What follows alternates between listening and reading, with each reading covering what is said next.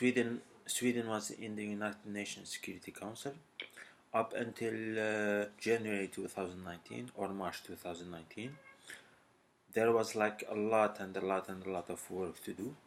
There has been like a lot of both female and male Swedes who just basically went all over the world basically, just basically to because those people work. This is my computer, so I've seen my emails and I've seen basically like a lot of things. It's things that I was basically obliged to do, and I thought I was basically entering this country basically just to see my family before basically before undergoing surgery. I didn't expect the theft of money. The theft of money exists. When I entered, I was an individual or a person who had a job, who had, well, basically, I had a job, I had 3 rings, I lost one of them in Stockholm, the other one I lost, I think in August 2018 or September 2018. It's like someone entered the house. واحد دخل الدار وسرق خاتم ملوخر ما سرق خاتم ملوخر ملوخر ملاطو يستاهل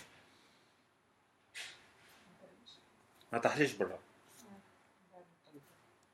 So there was like the snake ring, and there was like a ring with a pearl, and there is like a ring with the block shaped, yes, and I also, yes, and I don't know who committed the theft. I thought at first it was people at 75B, or like the Swedish neighbor being being recidivist, like doing again things that Swedes do, even though the matter has been resolved, and it's people who are in need of psychological treatment. I went to the European Court of Human Rights, and it was SO versus Sweden, and with all my connections and with everything, I was basically able to do that. And the Swedes are somehow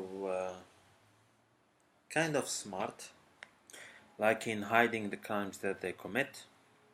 And there's like some sort of a tree. It's like MDGs is like 8 and SDGs is like 17. And I always thought it was like the Algerian woman is like US 8, US 8, and the Norwegian people is like US 17. Similarly with the police officers. I get acquainted with a lot of police officers. I've been doing some sort of my job. There's some sort of a problem because in 2017 there was like major electronic problems, and there was an Algerian who migrated from France, nationality, who moved to that area. I think somehow telling the truth is realistic, and I kept doing what I was basically supposed to do. And I was basically supposed to leave for Princeton in 2016. Then it was delayed in 2017 when I applied basically for a job to go to Norway. And I've basically forgotten all about my life because we had like a huge fight in February 2016, and I lived on my own since that period of time. There was some sort of work and bonuses available like in the DHS, at Google, at Facebook, at Apple, and all of those individuals. People were helping, some companies came along. Nobody offered me things. However, I have been basically able to sustain my life. I've been able to get an income, and then an income who was coming like later.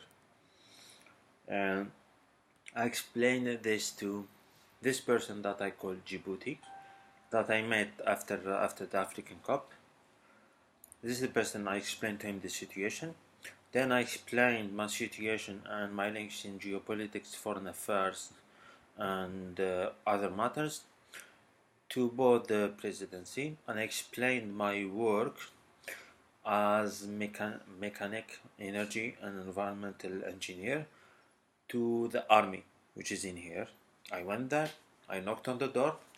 Okay, this is what I've been doing, and there was some sort of an illegal trafficking, and I ended up here.